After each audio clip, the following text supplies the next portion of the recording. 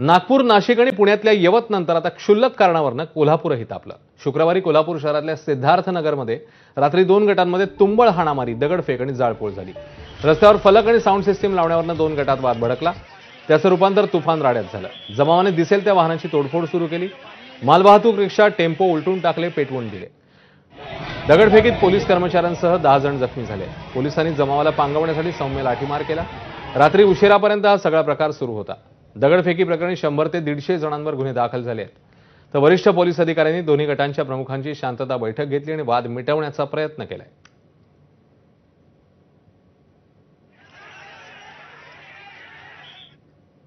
तर कोल्हापूरच्या वादावर आता मुख्यमंत्री फडणवीस काय म्हणाले ते बघूया।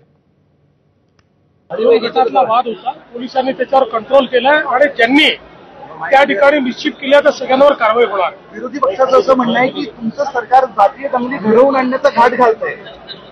विरोधी पक्षाला काही कामधंदा उरलेला नाही, म्हणजे मला माझा कशाला वेळ वाया घालवतात त्याच्या